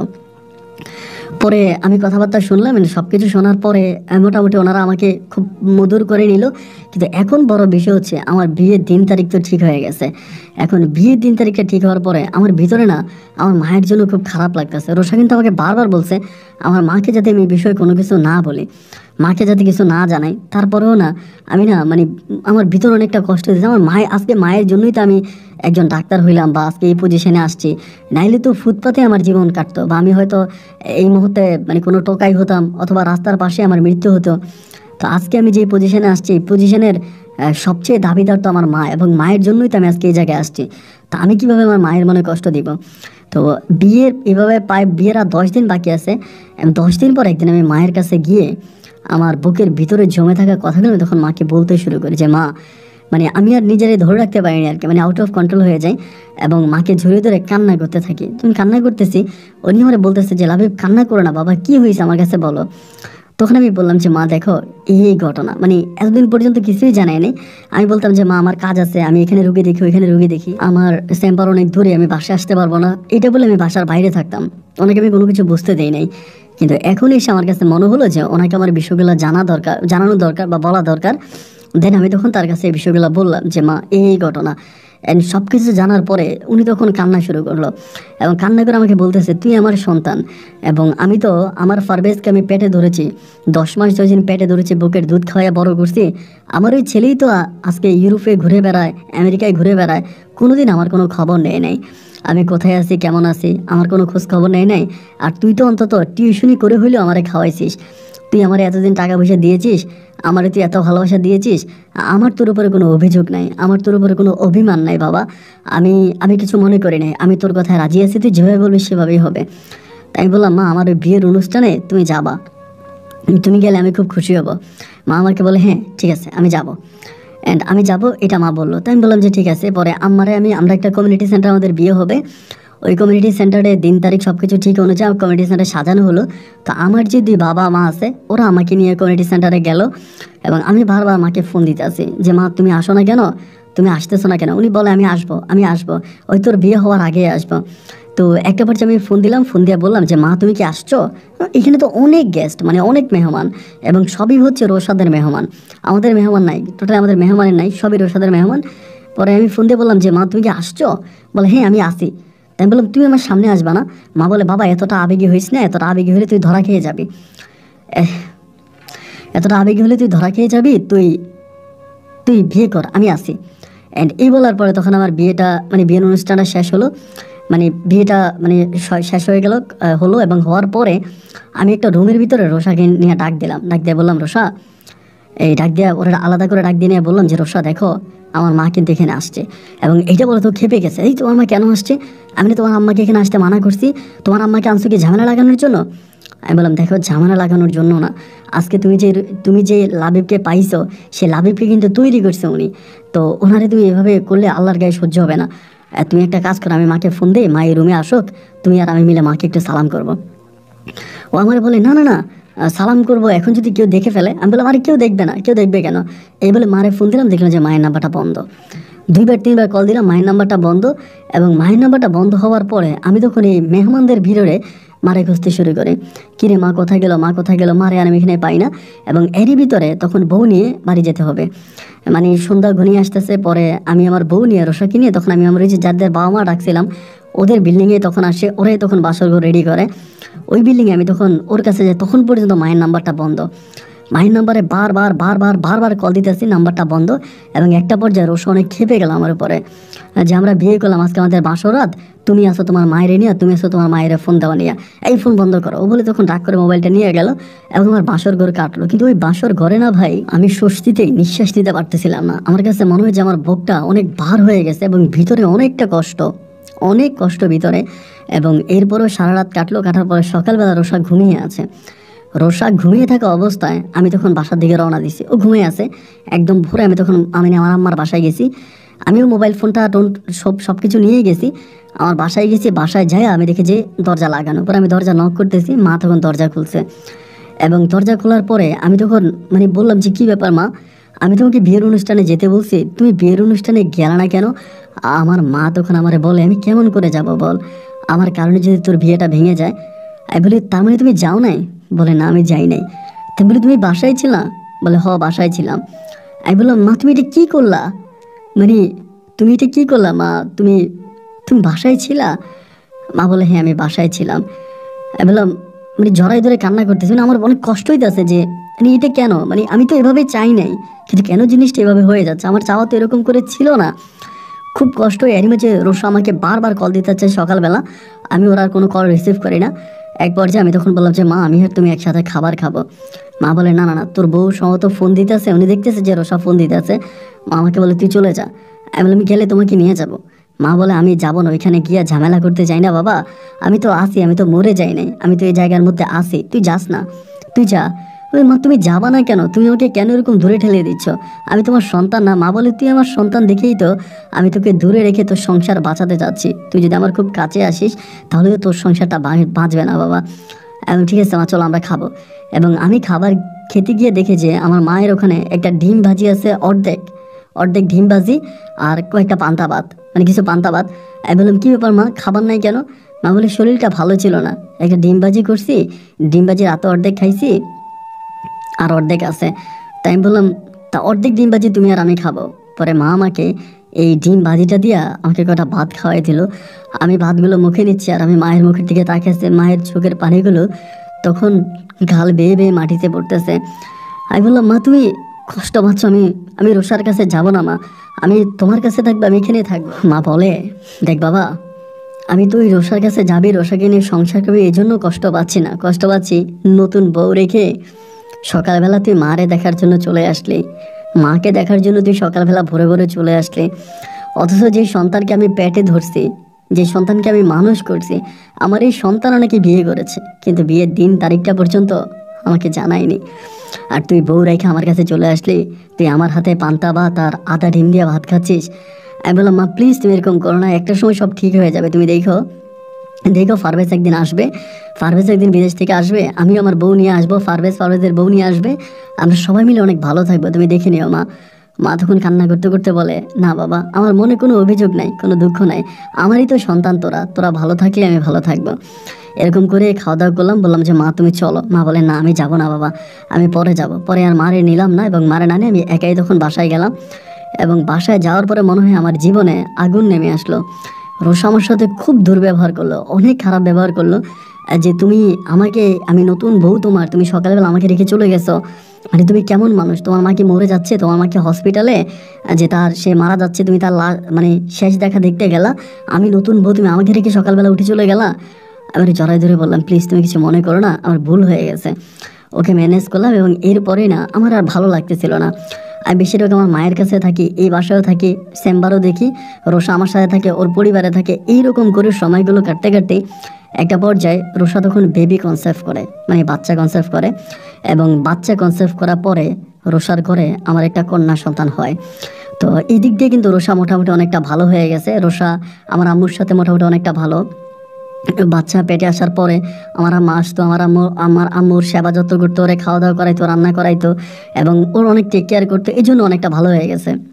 এখন আমার দুইটা মা, আমি যে বাসা আছি এই বাসায় তো আমার বাবা মা আছেই, আবার আমার আরেকটা মা আছে, সব কিছু মিলিয়ে তখন আমার জীবনটা ভাই অনেকটা সুখে শান্তিতে কাটতে শুরু করে। এরকমভাবে রোষা আমাদের বাসায় যায়, আমার আম্মুর কাছে যায়, আমাদের বাসায় আসে, এইরকম করে করে প্রায় আমার মেয়েটার বয়স তখন 2.5 বছরের মতো। আমার মেয়েটার বয়স যখন 2.5 বছর, তখন হঠাৎ করে ভাই হলো কি জানে, রোষা আমাকে বললো যে আমাদের ওই বিষয়টা, মানে আমাদের ওই বিয়ের বিষয়টা, বা আমি যে ফেক বাবা মা ডেকেছি, এই জিনিসগুলো নাকি কেমন কেমন করে জানি জানাজানি হয়ে যাচ্ছে। ওর বাবা নাকি অনেক ডাউট করতেছে, অনেক সন্দেহ করতেছে, আমারে বলে। এবং আমি বললাম, কীভাবে জানাজানি হয়েছে? বলে, আমার আব্বার এখানে এক লিডার আছে, আমার আব্বা মানে এক নেতা আছে, ওই নেতার সাথে আমার আব্বা আমাদের বিয়ের বিষয় নিয়ে অনেক বড় কথাবার্তা বলছে, আব্বু তোমার কিছু কিছু বিষয় অনেক ডাউট করে ফেলছে। আমার আব্বু তো রাজনীতি করতো, আমার আব্বু বড় রাজনীতি নেতা, আমার আব্বু অনেক কিছু বুঝে, তা আব্বু তোমার চাল চলন কথাবার্তায় অনেক কিছু বুঝে গেছে যে কোনো না কোনো একটা ঝামেলা আছে এখানে। এবং যার জন্য আমার আব্বু তখন মানে একটু ইনকোয়ারি করছে, এবং ইনকোয়ারি করে আমার আব্বু মোটামুটিভাবে অনেকটা বের করে ফেলছে যে ঘটনাগুলো। তো এগুলো বের করে ফেলার পর আমি তখন বললাম যে তো ঘটনা যেহেতু বের করে ফেলছে, এখন কি করব? আমার বলে, এখন আব্বু তো পুরোপুরি জানে নাই, তো তুমি তোমার ওই আম্মুর কাছে একটু কম যাও, এই বাসায় থাকো, দেখা যাক কী হয়। অ্যান্ড এইভাবে আর এই অল্প কিছুদিনের ভিতরে রোষার একদিন রোষার আব্বু ফোন দিয়া খুব গালাগালি করতেছে, মানে রাতের বেলায় ফোন দিয়া অকথ্য ভাষায় গালাগালি করতেছে, তুই আমার সাথে বেইমানি করছিস, তুই আমার সাথে চিটারি করছিস, এই বুড়িটা আমি জেলে দিব, মানে প্রচণ্ড রকমের ঝামেলা শুরু করছে রাতের বেলায়। আমি বললাম, এরকমটা কেন করে? বলে, আব্বু তাহলে পুরোপুরি শিওর হয়ে গেছে।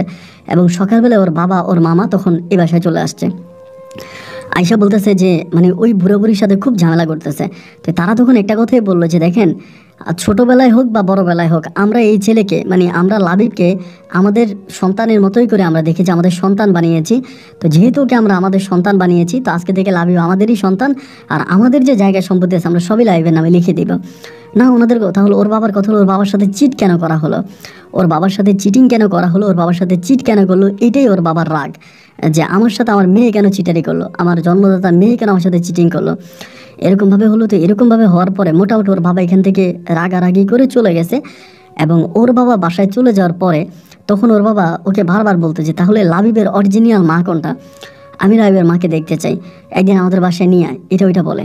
তো বলার পরে আমি তখন আমার আম্মুরে বলি যে আম্মু, তুমি একদিন, মানে তো সব তো জানাজানি হয়েই গেল, এখন তো সবই ধরো রোষার আব্বু জেনেই গেছে, তাহলে এখন তো আর ঝামেলা করে লাভ নাই আম্মু, তুমি আসো, তুমি ওদের বাসায় আসো। আমার আম্মা বলে, আমি অত বড় লোকের বাসায় যেতে পারবো না। এদিক দিয়ে রোষার আব্বু রোষারে প্রেশার দিতেছে না, এটাও মিথ্যা, এখন যেটা আমি জানতে পারছি বা এখন তোরা যেটা জানাইছিস, মানে রোষা পুরো ঘটনাটাই বললো আর কি, ওর মায়ের পুরো ঘটনাটা বললো, মানে আমার মায়ের পুরো ঘটনাটাও বললো। এখন ওর বাবা বলতেছে তার মানে কি এটাও মিথ্যা? ও বলে না আব্বু, এটা মিথ্যা না, এটা সত্য। আব্বু বলে যদি এটা সত্যই হবে তাহলে ওই মহিলাকে আমার কাছে আনিস না কেন? আমি ওই মহিলাকে দেখি, এই মহিলাকে আমার কাছে নিয়ে আয়, আমি ওই মহিলাকে দেখতে চাই। রোষা তখন বললো যে আচ্ছা আব্বু ঠিক আছে, আমি এই লাবিবকে বলে ওর আম্মুকে আনার ব্যবস্থা করতেছি। তো আমাকে বারবার বলে যে তুমি তোমার আম্মুকে আনো না, আমার আব্বু দেখতে চাইতে। একদিন আমি জোর করে আম্মুরে নিয়ে ওদের বাসায় যাব। আমি মানে ইয়ারে রোষারে ফোন দিয়ে বললাম যে আমি আম্মুরে নিয়ে আসতেছি, তুমি তোমার আব্বুরে বাসায় রেখো। বলো আচ্ছা ঠিক আছে, আমার আব্বু বাসায় আছে, তুমি তোমার আম্মুরে নিয়ে আসো। এই বলার পরে আমি তখন আমার আম্মুরে নিয়ে ওই বাসায় রওনা দিছি। বাসায় রওনা দেওয়ার পরে ওদের বাসায় গেলাম, আমার আম্মু সহ বাসায় গেছি। এবং বাসায় গেলে পরে আম্মু তখন ডাইনিং ছিল সামনে, ডাইনিংয়ে বসছে। রোষার মামা তখন আছে বাসায়, রোষার মামা ওদের বাসায় থাকে, মামিও ওদের বাসায় থাকে, রোষার মামা আছে এবং রোষার আব্বা আম্মা আছে, সবাই আছে। আমার আম্মা বসার ঠিকখানে আমাদের আম্মুকে নাস্তা দেওয়া হয়েছে। এবং নাস্তা দেওয়ার পরে প্রথমে রোষার আব্বু আম্মু আসছে। আমার আম্মা তখন দাঁড়িয়ে আমাদের সাথে হ্যান্ডশেক করলো। রোষার আব্বু একটু অহংকারী লোক ছিল, সত্যি কথা। উনি আমার আম্মুর সাথে খুব মানে ভালোভাবে কথা বলে নাই, বসেছিল। আমার আম্মু বলতেছে খাওয়া দাওয়া করে, এবং নাস্তার পরে আমার আম্মুকে ভারী খাবার দেওয়া হলো। এবং ভারী খাবার দেওয়ার 2টা মিনিটের মাথায় হঠাৎ করে আমার ওই মামা, মানে রোষার হচ্ছে আপনার মামা, উনি এই রুমে আসছে। এবং আসার পরে আমার আম্মা হঠাৎ খাওয়া দাওয়া বন্ধ করে দিল, মানে খাবার বন্ধ করে দিয়ে আম্মা আমারে বলে এখান থেকে চল। এবং এই লোকটা আমার আম্মার দিকে কেমন করে জানি তাকিয়ে আছে, মনে হলো যেন উনি আমার আম্মাকে চিনে, এরকমটা মনে হলো। আমার আম্মার দিকে অদ্ভুতভাবে তাকিয়ে আছে। পরে আমার আম্মা বলতেছে এখান থেকে চল। উনি আমার আম্মার দিকে তাকিয়ে আছে, কেমন করে জানে আমার আম্মাকে মনে হয় চিনে এরকম। আর আমার আম্মা তখন ওখান থেকে হাত ধুয়ে, আমি বের হওয়ার আগে আম্মা তখন রুম থেকে বেরিয়ে গেছে, মানে ঘর থেকে বাসা থেকে বেরিয়ে গেছে। বাসা থেকে বেরিয়ে যাওয়ার পরে আমার রোষা জিজ্ঞেস করতেছি কী হয়েছে, আম্মু এরকম করে বেরিয়ে গেল কেন? আমি বললাম আচ্ছা ঠিক আছে আমি যাচ্ছি, তুমি যাও। পরে আমি নিচে আসছি, বাসার নিচে এসে দিয়ে আম্মা দাঁড়ায় আছে, আম্মা গাড়ির জন্য দাঁড়ায় আছে। পরে রোষাদের বাসার গাড়ি আছে, আমি বললাম যে ওদের গাড়ি ডাক দিই, তোমাকে বাসায় দিয়ে আসুক। বলে না ওদের গাড়ি লাগবে না, একটা সিএনজি নে। পরে এটা সিএনজিতে আমার আম্মা উঠছে, আমি উঠতেছি, আম্মা বলে তুই উঠিস না, তুই যা। যে কেন আমি যাবো কেন, আরে আজও আমি তোমার সাথে যাবো না। বলে না তুই আসার দরকার নেই বাবা, তুই যা। আমি জোর করে ওনার সাথে উঠে গেলাম যে আমি যাবো। আমি জোর করে উঠলাম সিএনজিতে, উঠার পরে সিএনজিতে ছেড়ে দিল। যে কী হয়েছে মা, তুই এভাবে ওখান থেকে চলে আসলা হঠাৎ করে? আমার আম্মা বলে না কথা ভালো লাগতেছে না, বাসায় যাও, আমার মাথা ব্যথা করে, তুই পরে আয়। এই বলে মা তখন রুমে গেল, মানে বাসায় গেল। বাসায় গিয়ে মা তখন দরজা লাগাইয়া, মানে দরজা আটকে ঘরের ভিতরে, আর দরজা খোলে না। কী ব্যাপার, দরজা খোলো দরজা খোলো দরজা খোলো। আমার আম্মা তখন আর দরজা খোলেই না। এক পর্যায়ে এবার রোষা আমাকে কল দিতেছে, কল দিয়ে রোষা চিৎকার করে কান্না করতেছে।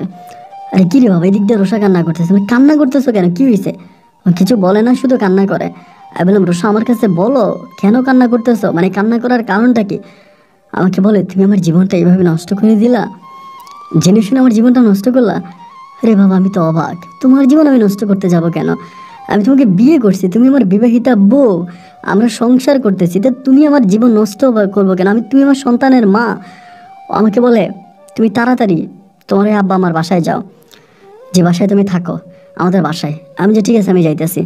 পর এখান থেকে আমি ওই বাসায় গেছি। বাসায় যাওয়ার পরে রোষা তখন ওই বাসায় আসছে, এবং আসার পরে তখন দরজাটা লাগাই দিয়া আমার কলারটা চাইবে ধরে আমার বলে যে তুই সত্য কথা বল, তুই যদি পারস তুই সত্য কথা বল, তুই আমাকে অনেক মিথ্যা বলে ধোকা দিয়েছিস, আমাকে অনেক ঠকাইছিস, আমি আর এই মিথ্যের মাঝে থাকতে চাই না, তুই আমাকে সত্যি কথা বল। আমি বললাম আমি তোমাকে সত্যি কথা বলবো, আমি তোমাকে কোনোটা মিথ্যা বলি নাই, কী সত্যি জানতে চাও? আমাকে বলে যে মহিলাকে তুই আমাদের বাসায় নিয়ে গেলি ওই মহিলা কি? আমি বললাম ওই মহিলা আমার মা। বলে তোর মা? আমি বললাম হে এই মহিলা আমার মা। তোর মায়ের কোনো ছবি আছে তোর কাছে? আমি বললাম আছে। বলে এই ছবিটা নিয়ে তুই ওই হোটেলে যাবি, মানে হোটেলের নাম আমাকে বললো, ঢাকা শহরে একটা হোটেলের কথা বলেছি, এই হোটেলে যাবি এবং হোটেলের ম্যানেজারকে গিয়ে এই মহিলার ছবিটা দেখাবি, এবং দেখানোর পরে ম্যানেজারকে জিজ্ঞেস করবি যে এই মহিলাটা কে। আমি তখন ওর মুখের দিকে তাকাই, বললাম এই মহিলাটা কে? বলে এই মহিলাটা একজন প্রস্টিটিউট, এই মহিলাটা একটা খারাপ মহিলা যে কিনা নিজের দেহ বিক্রি করে টাকা ইনকাম করে। আমি বললাম মানি? বলে হ্যাঁ। তুই বিশ্বাস করস না? তুই যা। আমি বললাম তাহলে তুমি আমার সাথে চলো। ও বলে না আমি যাব না, তুই যা। আমি বললাম রোষা দেখো, আমি না সত্যিটা জানতে চাই যে কি হয়েছে, কেন তুমি এরকমটা করতেছো? রোষা তখন আমাকে বলে আমার মামা, আমাদের বাসায় যে মামা আছে, আমার ওই মামা ছিল তোর মায়ের ভালো একজন খরিদ্দার। আমার মামা ছিল তোর মায়ের ভালো একজন খরিদ্দার। আমার মামা চরিত্রহীনা লোক, আমি আগ থেকেই জানতাম উনি খারাপ চরিত্রের লোক। উনি তোর মায়ের কাছে অসংখ্যবার গেছে এবং তোর মায়ের সাথে ওনার খুব মধুর সম্পর্ক। তোর মায়ের সাথে ওনার ফোনে ছবি পর্যন্ত আছে এবং ছোট একটা ভিডিও আছে। আমি বললাম রোশা তুই কি পাগল হয়ে গেছ? ও বলে আমি পাগল হয়ে যাই নাই, তুই ভিডিও দেখবি? আমি বললাম না না, আমি আমার মায়ের খারাপ কোনো ভিডিও দেখতে চাই না। আমাকে বলে ছি, শেষ পর্যন্ত আমি একটা প্রস্টিটিউটের ছেলের বিয়ে করলাম, একটা খারাপ মহিলার ছেলের বিয়ে করলাম। আমি বললাম রোশা তুমি এরকমটা করো না, প্লিজ তুমি এরকমটা করো না। ও আমাকে বলে আমি আর যাই করি আমি তোর মতো ছেলের সাথে সংসার করব না। এই বলে তখন আমার মেয়েটাকে আমার কাছ থেকে নিয়ে চলে যাচ্ছে। আমি বলি রোশা প্লিজ তুমি দাঁড়াও। ও নিয়ে চলে গেল।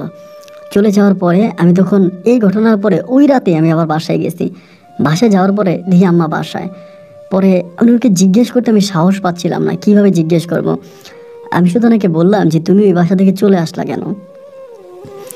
তুমি ওই বাসা থেকে কেন চলে আসলা? মা নিচের দিকে তাকায় আছে। আমি বললাম কেন চলে আসলা বলো। মা বলে আমি বলতে পারবো না। আমি বলি কীভাবে বলবা? তুমি একটা খারাপ মহিলা, তুমি একটা খারাপ মহিলা দেখেই তো তুমি বলতে পারতেছো না। তুমি খারাপ কাজ করে আমার ডাক্তার বানাইলা, তুমি নিজের দেহ বিক্রি করলা, তুমি এত খারাপ। আমি তোমারে মা করে রাখতেছি, আমার লজ্জা লাগতেছে। উনি তখন আমার দিকে তাকায় বলে তুই আমারে মা বলে ডাকিস কেন? আমি তো তোর মা না, তোর মা তো মরে গেছে অনেক আগে। আমি বললাম হ্যাঁ মরে গেছে আমার মা, ঠিক আছে, আসলেই তুমি আমার মা না, আমার মা কখনো এতটা খারাপ হতে পারে না। উনি তখন নিচের দিকে তাকায় কান্না করতে করতে আমাকে বলে আমি খারাপ হয়েছি বলেই তুই এখনো বেঁচে আছিস, তা না হলে তুই ক্লাস 8 থেকে ক্লাস 9-এ উঠতে পারতি না। তোর যেই রোগ হয়েছে, তোর যেটা হয়েছিল ক্লাস 8-এর বছরে তুই মারা যাইতি। আর আমি গার্মেন্টসে চাকরি করে যে 2 টাকা কামাতাম ওই টাকা দিয়ে আমি তোকে বাঁচাইতে পারতাম না। আমি বললাম যাই হোক যেটাই হোক আমাকে মেরে ফেলতা, তুমি খারাপ কাজে কেন গেলা? তুমি খারাপ কাজ করে তুমি আমাকে মানুষ করলা, খারাপ কাজ করে আমাকে বড় বানাইলা, খারাপ কাজ করে আমার ডাক্তার বানাইলা। আমার ঘৃণা লাগতেছে। সেদিনে মনের সাথে প্রচুর রাগারাগি করি এবং রাগারাগি করে আমি বাসা থেকে চলে আসি। তো বাসা থেকে চলে এসে আমার যাদেরকে মা বাবা ডাকছিলাম ওনাদের বাসায় যাই। বাসায় গিয়ে আমি সারাটা রাত কান্না করি। সকালবেলা চেম্বারে যেতে পারি নাই, চেম্বারে যাই নাই। সকালবেলা আবার মানে মার জন্যই খারাপ লাগতেছে। আমি আবারও বাসায় গেছি। বাসায় যাওয়ার সময় অনেক বাজার সাজার করে গেছি। আমি বললাম বাজার সাজার করো, করো, খাওয়া দাওয়া করো। এবং এরপরে দুপুরের দিকে আমি চেম্বারে গেছি, মার সাথে ভালো হয়ে গেছি।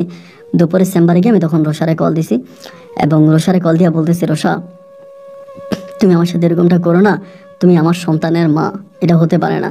আমাকে বলে প্লিজ তুমি আর আমার সাথে কোনো কথা বইলো না, আমি এসব নিয়ে কথা বলতে চাই না, আমি অন্য কোথাও বিয়ে বসবো, আমি অন্য কোনো ছেলেকে বিয়ে করব, আমি তোমার সাথে থাকবো না, তোমার সাথে আমি আর থাকবো না, জীবনও থাকবো না।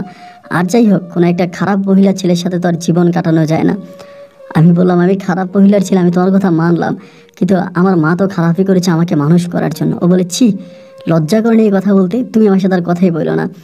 এরকম করে প্রায় 1টা মাসের মতো কেটে যায়। আমি মায়ের কাছে যাই, মা আমারে বলে তুই আমার কাছে আইস না, তুই চলে যা, তুই তোর বউ নিয়ে থাক, সন্তান নিয়ে থাক, আমি যাই না। তখন আমার মায়ের কাছে আছি।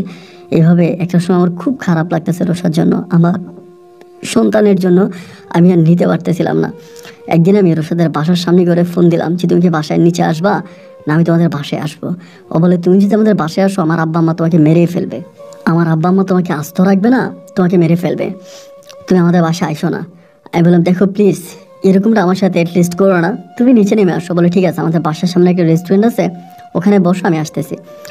আমি রেস্টুরেন্টে বসলাম এবং আমার মেয়েটাকে নিয়ে এসো, আমি আমার মেয়ের একটু দেখবো। পরে আমার মেয়েটা নিয়ে রেস্টুরেন্টে আসছে, আসার পর আমার বলতেছে যে কেন রাখছো। আমি বললাম রোশা আমার মেয়ের ছাড়া আমি থাকতে পারতেছি না, আমার খুব কষ্ট, আমি এগুলো সহ্য করতে পারি না। আমাকে তখন বলে তোমার 2টা পথ খোলা আছে, তুমি যদি 2টা পথে যাও তাহলে তোমাকে জাস্ট একটা সুযোগ দিতে পারি, তোমাকে আমি একটা সুযোগ দিব, যদি তুমি সুযোগটা কাজে লাগাও তাহলে সব কিছু ঠিক হবে। আমি বললাম কী সুযোগ? বলে তুমি আমার মেয়ের মাথায় হাত দিয়া, মানে তোমার মেয়ের মাথায় হাত দিয়া তুমি শপথ করে বলবা তুমি ঠিক এই মুহূর্তের পর থেকে তুমি আর কখনো কোনো দিন ওই মহিলার সাথে কোনো যোগাযোগ রাখবা না, তোমার ওই কথিত মায়ের সাথে। যদি তুমি এটা আমার মেয়ের মাথায় হাত দিয়ে শপথ করতে পারো তাহলে আমি কথা দিচ্ছি আমি তোমার সাথে যাব, কিন্তু জীবনে কোনোদিন ওই মহিলার চেহারাও দেখবে না, মহিলার সাথে কথাও বলবে না, ওই মহিলা তোমার জীবনে নাই। আমি বললাম এই মহিলা তো অনেক কষ্ট করেছে, অনেক কষ্ট করে আমাকে ডাক্তার বানিয়েছে, আজ এই মহিলার জন্য। ও বলে প্লিজ তাহলে তুমি ওই মহিলার কাছে যাও। পরে মানে আমার মেয়েটা তখন কান্না করতেছে, মানে কান্না করতেছে, মেয়েটা ধরে রাখতে পারতেছে না, ও কান্না করতেছে আমার কোলে আসার জন্য। আমি আমার কোলে আসতে দেয় না। পরে আমি বললাম ঠিক আছে, আমি অদা করবো, মেয়েটারে কোলে নিলাম, করে নিয়ে আমি আমার মেয়েটার মাথায় হাত দিয়ে অদা করলাম যে ঠিক আছে আমি ওর সাথে আর যোগাযোগ রাখবো না। মানে কীভাবে বলে ফেললাম এটা আমি নিজেও জানি না। এবং বলার পরও আমাকে বলে তাহলে তুমি একটা নতুন ভাষা ঠিক করো, যে ভাষায় তোমার মা জানবে না। আমার মোবাইলটাও ওই এরই মধ্যে আমার মোবাইলটাও নিয়ে নিছে, মোবাইলটা নিয়ে নিল, সিম কার্ড নিয়ে নিল, এবং সেখানেও আমাকে বললো নতুন একটা মোবাইল আমাকেও দিল, দিয়ে ওই বাসায় আমাকে নিয়ে গেছে। যাদেরকে আমি বাবা মা ডাকছি ওই বাসায় গেছে, সেখানেও থাকে নাই। সেখানে 2 থেকে 3 দিনের মাঝে আরেকটা নতুন বাসা ভাড়া করে ধানমন্ডির ওইদিকে, এদিকে একটা নতুন বাসা করে ওই বাসাও আবার আমাকে নিয়ে ওই বাসায়ও উঠে। এবং ওঠার পরে ও আর মানে আমারে নতুন কোনো সিম দেয়, এবং আমারে ও একজন মানে গোয়েন্দাগিরির মতো আমার পিছনে লোক লাগায় রাখছে, মানে লোক লাগায় রাখছে এমনভাবে। আমি অফিসে গেলে ও আমার সাথে অফিসে যাইতো, আমি রুগী দেখতাম, ও বাইরে বসে থাকতো, আমার রুগী দেখা শেষ ও আমাকে নিয়ে আবার বাসায় আসতো। মানে একটা মেয়েকে যেভাবে, একটা কুমারী মেয়েকে যেভাবে তার বাবা মা পাহারা দিয়ে রাখে, এইভাবে আমাকে পাহারা দিয়ে রাখতেছে। তো এইভাবে প্রায় আপনার 5 থেকে 6 মাসের মতো কেটে গেল। মানে আমি আর আমার ওই মায়ের সাথে কোনো যোগাযোগ করতে পারলাম না, কোনো কথাবার্তা বলতে পারলাম না, উনি আছে কি নাই সেটাও আর আমি জানি না। এবং 5-6 মাস পরে আমার ভিতরে কেমন জানি মানে প্রচণ্ড রকমের খারাপ লাগা কাজ করে, মানে আমি নিতে পারি না। একদিন হলো কি, চেম্বারে আমি খাওয়া দাওয়া কিন্তু অনেক কমাই দিয়েছি, ঠিকমতো খাওয়া দাওয়া করতাম না। একদিন চেম্বারে আমি মানে আমার মায়ের কথা সেদিন খুব মনে হয়েছে, আমি খুব কান্না করতেছি। মানে ওই দিন হলো কি, আমি প্রেসক্রিপশন লিখতেছি, এমন সময় হঠাৎ করে না আমার মানে মনে হলো যে আমার শরীরের সমস্ত কিছু আমি বুঝতে পারতাম, আমি ডাক্তার ছিলাম, আমি একটা মানে হার্ট অ্যাটাকের মতো হয়ে যায়, মানে হার্ট অ্যাটাক করে বসি। এবং এখানে আমি চেয়ার থেকে ঢুলে পড়ে যাই, এবং আমার যেই অ্যাসিস্ট্যান্ট ছিল ও ধরে আমাকে হসপিটালে নিয়ে যায়। নিয়ে যাওয়ার পরে আমি চিকিৎসা করি, এবং চিকিৎসা হওয়ার পরে যেটা হয়েছিল হচ্ছে মানে আমার একটা প্রবলেম দেখা দেয়। প্রথমত প্রবলেমটা হচ্ছে এরকম, আমি কোনো কিছু লিখতে পারি না। ধরেন আমি প্রেসক্রিপশন লিখতেছি তো আমার হাত এরকম করে করে কাঁপে, মানে লিখতে পারি না। এবং এই কাঁপুনিটা বাড়তে একটা পর্যায়ে এখন এরকম অবস্থা হয়েছে যে আমার 2 হাত এরকম করে 24 ঘন্টা কাঁপতে থাকে। আমি আপনাকে একটা ভিডিও পাঠাইছি, আপনি আমার ভিডিওটা দেখেন, যে মানে 24 ঘন্টা আমি ঘুমিয়ে আছি, তখন আমার হাতগুলো এভাবে কাঁপে। তো আমি বুঝতে পারি না, আমি যে ডাক্তার ছিলাম, এবং আমার বউ আমাকে সিঙ্গাপুরে পর্যন্ত নিয়ে যায়, ওখানেও বড় মাপের ডাক্তার দেখায়, অনেক ডাক্তারদের সাথে আলোচনা করে, বোর্ড মিটিং করে, কিন্তু আমার এই সমস্যাটা কেন হয় এটা আমি বুঝতে পারি না। দীর্ঘ প্রায় 1.5 বছরের মতো আমি ওই মায়ের সাথে যোগাযোগ করি নাই। 1.5 বছর পরে যেটা হলো সেটা হচ্ছে আমার এই সমস্যাগুলোর কারণে, এই যে আমার হাত কাঁপনের কারণে আমি আমার বউয়ের সাথে ঠিকমতো থাকতে পারি না। ও তখন নিজেই চেম্বার করে, নিজেই রোগী দেখে, ও তখন আর আমার সাথে থাকে না। এবং একটা পর্যায়ে এই 1.5 বছরের মাথায় ও তখন আমাকে ডিভোর্স করে দেয়। ও তখন ডিভোর্স করে বলে আমাকে ডিভোর্স করে, যে দেখো তোমার এখন যে সমস্যাটা এটা তো ভালো হচ্ছে না, এবং এটা ভালো হওয়ার কোনো ইয়েও নাই। আমার কাছে মনে হয় যে তোমার সাথে আমি সারা জীবন স্টে করতে পারবো না, এবং তোমার সাথে ও আসলে আমার সাথে থাকতে পারতো না, যে আমার সাথে কেউই থাকতে পারতো না, কারণ হাতগুলো এরকম এরকম এরকম এরকম করে কাঁপতে থাকে। এরকম কাঁপুনি দিলে তো কেউ থাকে না। 1.5 বছর পর ও আমাকে ডিভোর্স করে দেয়, এবং আমি বলি যে তুমি ডিভোর্স করে দাও, কারণ ওর সাথে থাকতে পারবো না। আর মেয়েটাকে নিয়ে চলে যায়। এবং এরপরে আমি আমার মায়ের ওই খবর নেওয়ার জন্য যাই। 1.5 বছর পরে আমি জানতে পারি আমার মা বহু আগে এখান থেকে চলে গেছে। আমি এরপরে আমার ওই যে মানে ফারুল আন্টির যে ছেলে ছিল ফারভেজ, আমি ফারভেজের সাথে যোগাযোগ করি। ফারভেজ তখন অস্ট্রেলিয়াতে থাকে, ওইখানে একজন মানে জব করে, ভালো অবস্থানে আছে। ফারভেজের সাথে যোগাযোগ করলাম যে ওর মাকে ওইখানে নিয়ে গেছে কিনা। বলে না, ওর মার সাথে কোনো যোগাযোগ রাখে নাই, ওর বাবা ওর মার সাথে কোনো যোগাযোগ রাখতে দেয় নাই। পরে আমি বললাম ফারভেজ এই ঘটনা সব কিছু বলছি, কিন্তু ও কোনো অনুতপ্ত হয়নি। ও আমাকে বললো আমি তো আর এসব বিষয় নিয়ে কথা বলি না। মানে ও জানি, মানে আমার কাছে যেটা মনে হয় যে ফারভেজ মধ্যে কোনো নেশার জগতে ঢুকে গেছে, মানে ওর কারো প্রতি কোনো মায়া নাই, কিছু নাই। পরে আমি অনেক খুঁজেছি, দেশের বাইরে বিভিন্ন জায়গায় ওনাকে খুঁজেছি। আজকে প্রায় বহু বছর হয়ে গেছে ওনাকে আমি হারাইছি। উনি বেঁচে আছে কি মরে গেছেন আমি জানি না। তো আমি এখন যাদেরকে বাবা মা ডেকেছি, মানে যাদেরকে আমি বাবা মা ডাকছি, ওনাদের সাথে আমি আছি, ওনাদের সন্তানের মতো করেই আছি। আমি এখনও রুগী দেখি, আমি মেডিকেলে বসি, কিন্তু আমি কোনো প্রেসক্রিপশন লিখতে পারি না। আমার এই প্রেসক্রিপশন লেখার জন্য একটা ছেলে রেখেছি, ওষুধের নামগুলো রিপোর্টগুলো ও লেখে, আমি শুধু বলে দিই, যে মুখে বলি, ও লেখে। এরকমভাবে আমি রুগী দেখি, বাট আমি লিখতে পারি না। এখন আমার হাত এরকম করে কাঁপে। তো যেই 2 বাবা মা রোশা আমাকে দিয়েছে, ওই বাবা মায়ের সাথে আমি এখনও আছি। আমি অনেক ডাক্তার দেখিয়েছি, অনেক কবিরাজ দেখিয়েছি, বিভিন্ন জায়গায় গিয়েছি, আমার এটা ভালো হয়নি। আমি জানি না এটা কোন অভিশাপে আমারটা এরকম হয়েছে। আমি খুব বিপদে পড়ে গেছি ভাই। তো আমি শেষ কয়েকদিন ধরে আমার এক রুগীর মাধ্যমে মানে আমার এক রুগী আপনার গল্প শুনতো, আমার এক রুগীর মাধ্যমে আমি আপনার এই অনুষ্ঠানগুলো পাই। ওই রুগীটা আপনার গল্পগুলো শুনতো এবং আমি বললাম যে আপনি কী করেন, ওনার ওই স্টোরি নিতে গিয়ে আমি জানতে পারিনি সবসময় আপনার গল্প শুনে। তো কী গল্প শুনে একদিন দেখলাম, দেখার পরে ওখান থেকে আমি নিজেও একদিন বাসায় এসে গল্প শুনলাম, ভালো লাগলো। সে জায়গা থেকে আমার জীবনে ঘটে যাওয়া ঘটনাগুলো আমি আপনাকে জানালাম।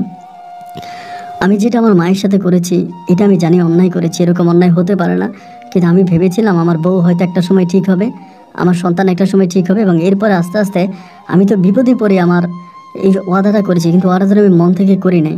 আমি আগেবার আমার মায়ের কাছে যাইতাম, কিন্তু আমার উচিত ছিল গোপনে হলেও মায়ের সাথে যোগাযোগ করা, আর মায়ের সাথে আমি যোগাযোগ করতে পারি নাই, যোগাযোগ করার সুযোগ আমি পাই নাই। আমি তো বলেছি যে আমি চেম্বারে যাইতাম, ও আমার সাথে সাথে যাইতো, আমি চেম্বারের ভিতরে ঢুকতাম, ও বাইরে দাঁড়ায় থাকতো, বাথরুমে পর্যন্ত গেলে বাথরুমের সামনে দাঁড়ায় থাকছে, আমি কার সাথে কথা বলি কিনা, আমাকে মোবাইল নিয়ে বাথরুমে যেতে দিত না, এমনভাবে আমাকে গার্ড দিত, এমনভাবে আমাকে পাহারা দিত যে আমি আসলে চাইলেও কোনো কিছু করতে পারতাম না। আজ আমার জীবনে এমন একটা পর্যায়ে দাঁড়িয়েছে, আমি গভীর রাতে বাসার ছাদে উঠে আকাশের দিকে তাকিয়ে আমি আমার দিনগুলো কাটাই, আগের মতো রোগী দেখি না। যে বাড়িতে আছে আমি আসি, ওই যে বাবা মা আছে তারা অলরেডি তাদের ওই বাড়িটা আমার নামে লিখে দিয়েছে, তাদেরকে আমি বাবা মা ডেকেছে, তারা আমাকে সন্তান ডেকেছে, এবং তারা বলেছে মৃত্যুর পর সাথে তাদের খবরে গেছে আমি চাই। ওই বাড়িটাও এখন আমার, সব কিছুই আমার, আমি সব কিছুই পেয়েছি, কিন্তু আমার মাকে আমি হারিয়েছি। এবং রোষার উন্নতির বিয়ে হয়েছে, আমার মেয়েটা আমার কাছে মাঝে মাঝে আসে, আমার সাথে থাকে, আবার ওর মায়ের কাছেও যায়, এভাবেই মেয়েটা আছে। আবার ওর যে নতুন বাবা আছে ওনার কাছেও যায়, কিন্তু আমি আমার মেয়েটা আমাকে অনেক টেক কেয়ার করে, অনেক আদর করে। আমার এই অবস্থার মধ্যে যদি আমার সাথে কেউ রাতে ঘুমায়, আমার মেয়েটা আমার সাথে ঘুমায়। আমি একজন বড় ফকিরের সন্ধান পেয়েছিলাম চট্টগ্রামের ওইদিকে, আমি ফকিরের কাছে গিয়েছিলাম, এবং যাওয়ার পরে তিনি অনেক বড় মাপের একজন ফকির, তিনি আমাকে দেখে বললো যেটা আমার একটা অভিশাপ। আর এই অভিশাপ কখনো ভালো হবে না, অভিশাপ তো জীবন নিয়ে বেশি দিন থাকতে চাই না, আমার মতো এরকম কেউ যেন অভিশাপ কামাই না করে।